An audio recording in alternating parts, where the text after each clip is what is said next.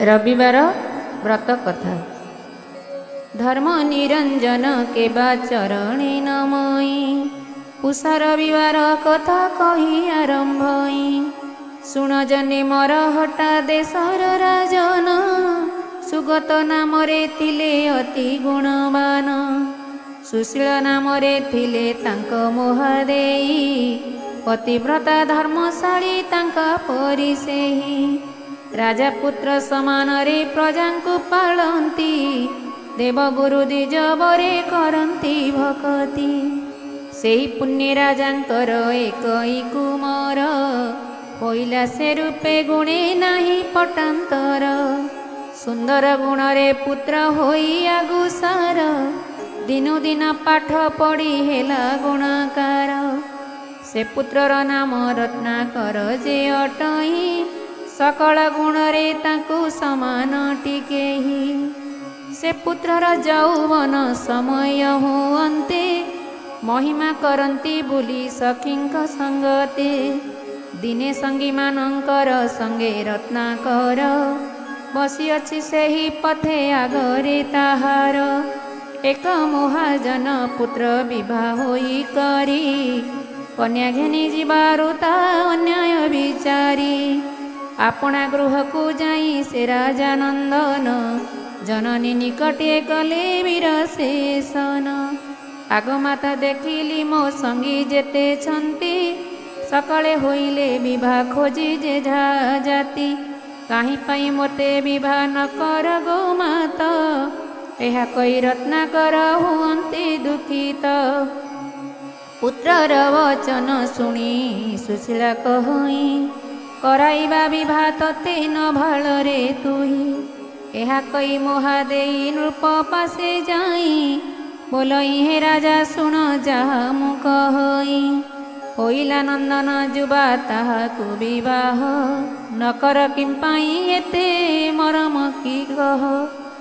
राणी बचन रे राजा चमकी पड़िला, मो मनेता नाही बोली राणी की कहिला। आउ किछि न बोल गो अल्प दिन रे, कराइबी विवाह कन्या खोजाई झटरे।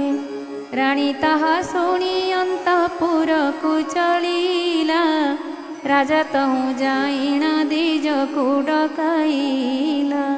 निकटे बसाई तांको बोले हे गोसाई, कन्या एक बुझ आंभ जुबराज पाई। राजा वचन रे विप्र होई बोली कही, राजा पौरुष घेनी गला बेग होई। अनेक स्थान रे बोली कर्णाट देश रे, मिलिले शोधनवंत साधव नगरे। कलावती नाम थिला साधवर झिया, सर्वसुलक्षणी रूप गुण रे अतिह। ताहा जानी विप्र तांको बुझाई कहिले, आंभ राजांकर पुत्र अछंती बोइले।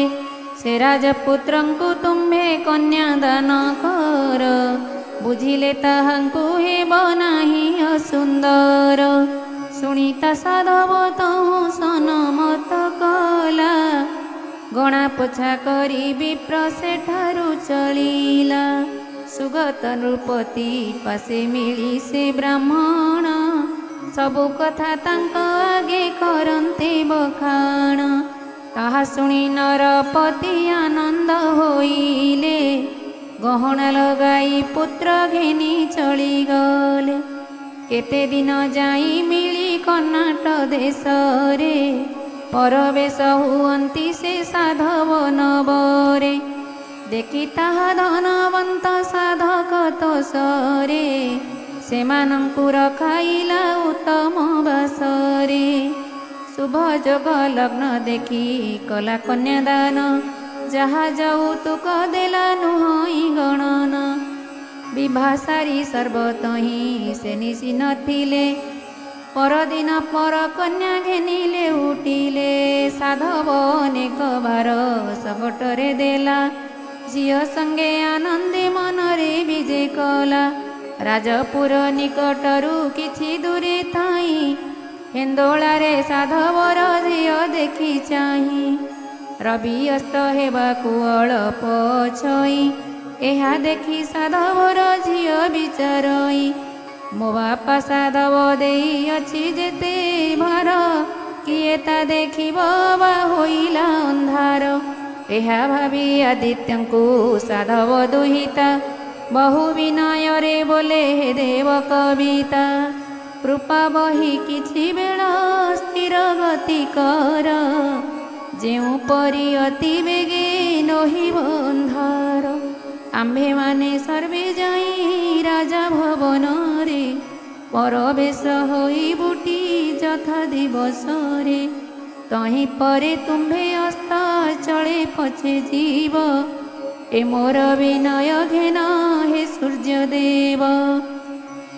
ସାଧବ ଦୁହିତା ବିନୟରେ ଦିବକର ବିଳମ୍ବ କତି କରନ୍ତେ ହୋଇଲା ଉଛୁର ରାଜା ସଦନରେ ସର୍ବେ ପ୍ରବେଶ ହୋଇଲେ ତହିଁ ପରେ ଦିନ ରାଜା ଅସ୍ତ କାଳେ ଗଲେ।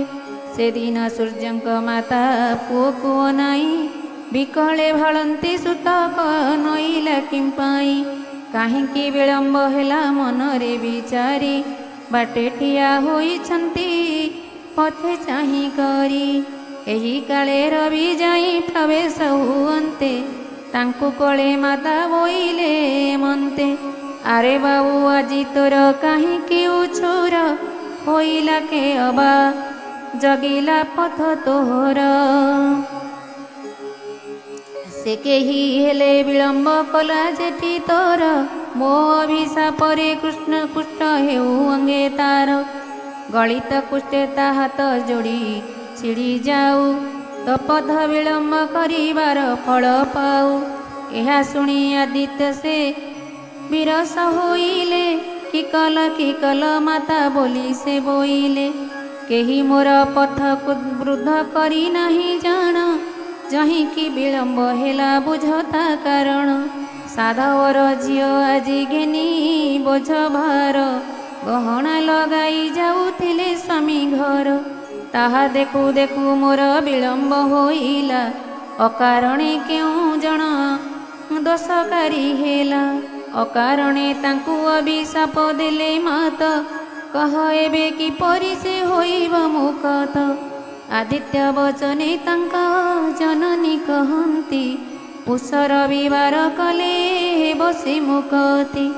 ପୁଷ ମାସ ରବିବାର ଦିନ ପ୍ରଭାତରୁ ରବି ଉଦେ ନହୁ ବେଗେ ଉଠିବ ସେ ଜରୁ ବିଧାନରେ ଯାଇ ସ୍ନାନ କରି ଆସ ବେଗେ ତୁଳସୀ ମୂଳରେ ଲିପି ଗୋମୟ ସରାଗେ ତହିଁରେ ମଣ୍ଡଳ ଭାଙ୍ଗି ରବିଙ୍କୁ ସ୍ଥାପିବ ନାନା ବନ୍ୟ ଫୁଲ ସେ ସ୍ଥାନକୁ ମଣ୍ଡାଇବ ବେଦ ମନ୍ତ୍ର ଜାଣିଥିବେ ଦ୍ୱିଜେ ଖଡ଼କାଇ ସୂର୍ଯ୍ୟ ପୂଜା କରାଇବ ନାନା ଭୋଗ ଦେଇ।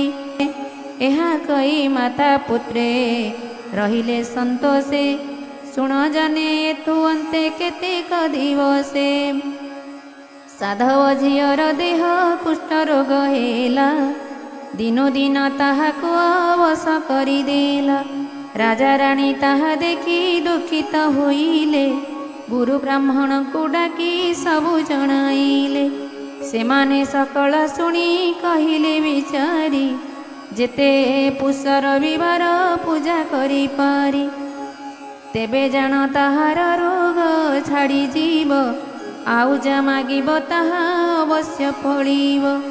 ଏହା ବୋଲି ସେ ପୂଜାର ବିଧି ଚଳାଇଲେ ଶୁଣି ତାହା ରାଜା ରାଣୀ ବଧୂକୁ କହିଲେ ସାଧବର ଝିଅ ଶୁଣି ଭକତି ଚିତ୍ତରେ କଲା ପୁଷ ରବିବାର ପୂଜାକୁ ବିଧିରେ ତହୁଁ ଦିନୁ ଦିନ ତାର ବ୍ୟାଧି କଲେ କେଣେ ଗଲା ପୁତ୍ର ଧନ ପତି ସୁଖୀ ସୁହାଗୀ ହୋଇଲା आहे जने पुष रविवार जे करई ताहार सकल वांछा अवश्य फलई सूर्यदेव पूजा व्रत एक मने शुण भक्ति रे कले हुए वांछित पूरण भक्ति रे कले हुए वांछित पूरण।